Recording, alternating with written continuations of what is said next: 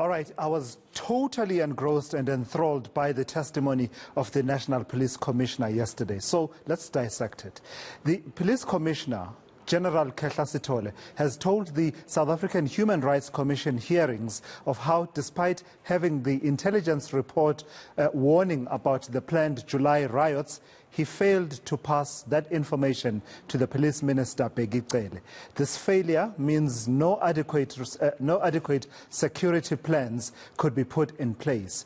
The Independent Policing Union of South Africa has now called on Sitole to step down. The union says Sitole's evidence about the July unrest in Gauteng and KwaZulu-Natal shows he's not fit for the job.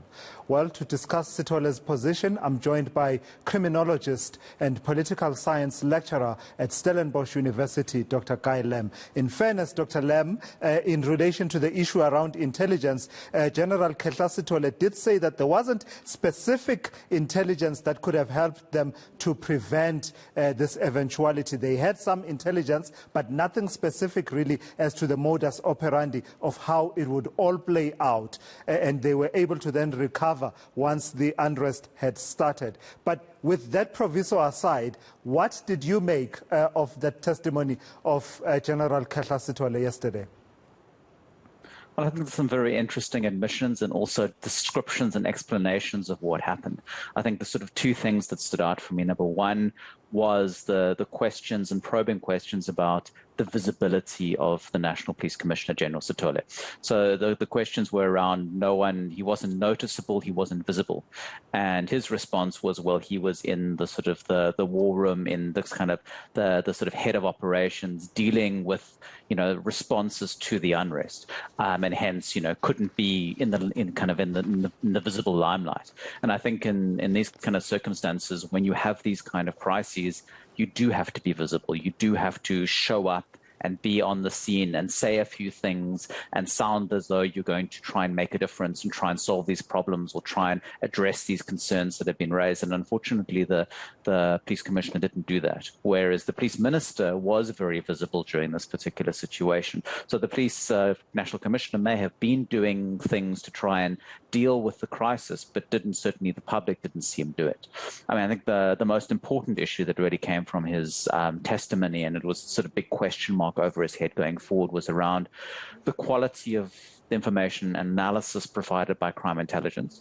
And he did bemoan this. He kind of spoke to the lack of resources and the absence of resources or insufficient resources that were available to the police in general, but also to crime intelligence. But I think this crisis around crime intelligence have been brewing for years. It had been a very serious problem within crime intelligence. We'd heard warnings weeks before there had been threats that something would happen if former President Zuma would be arrested. So this kind of argument that there were insufficient resources, hence that because of insufficient resources, there was, inadequate information and intelligence, and as a result, the police couldn't act on it. I think that is quite a problematic explanation, because there were issues that could have been dealt with within crime intelligence long before this happened. So sorry, a bit of a long response to your question. No, absolutely fine, Dr. Lem. I don't know about you, but I was left with a bitter taste in the mouth, because my own conclusion as a citizen was that part of this had to do with the egos of these two men, General Sitole and Police Minister Bheki Cele, and their little tiff, that, they were not talking to each other. And they've been, over the months, trying to sort of downplay the tensions between them. But as you listen more and more, you can draw your own conclusions that while we were looking at the country burning, as has been described, these two people were just having a tiff. That really annoyed me. A very, very frustrating state of affairs. There's been an ongoing conflictual relationship between the minister and the National Police Commissioner. For example, the minister has approached the president. The president has, previously requested the National Police Commissioner to provide explanations as to why he should keep his job. We sort of have been expecting, there's been a lot of speculation that he would be dismissed or removed, and that hasn't happened yet. But this ongoing relationship is really not good for South Africans and not good for safety and security within South Africa. And I think what would have been really useful to hear during the presentation with the Human Rights Commission would be around, well, this is really what happened. Some responsibility gets taken to say this, and it's not just about we don't have enough money or resources. It's about, we dropped the ball on this, and therefore we need to do something about it to fix it into the future. And that's what I think as members of the South African citizens and those who live within South Africa are hoping to hear. It's a bit like what happened after the Marikana Commission of Inquiry, where it was around, well, this is what the police should do. And certainly after this incident, there hasn't really been any responsibility taken. So that's quite frustrating.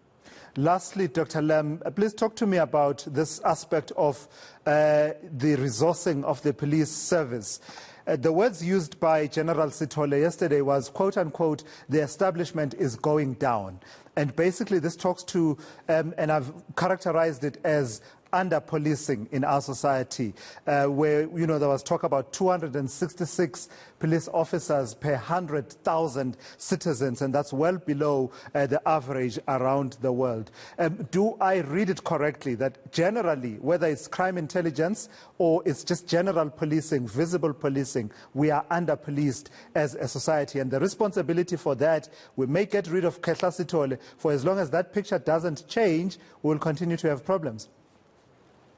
The issue is around the number of police per population is misleading, because you have it in certain parts of the world which are very safe and they have much higher numbers of police. You have other places which are much poorer than South Africa and they have less police per capita than we have, but yet their crime levels are lower. So it's not the most useful way of looking at it. I think within the South African context is that crime varies from place to place. There's some very high crime areas, and the police have got on top of crime in some of those places. But in many other areas, as we've seen with the most recent quarterly crime stats, is that the police are not on top of it, is that crime has been going up in a number of areas which traditionally have been high crime areas.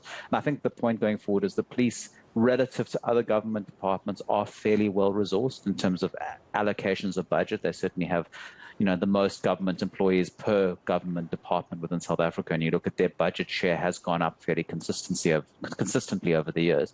I think the point is very much around we should be thinking more creatively and more effectively around what we do with the police resources, and think about, are there different strategies we can be pursuing in South Africa rather than the kind of traditional militaristic strategies that we've pursued to date.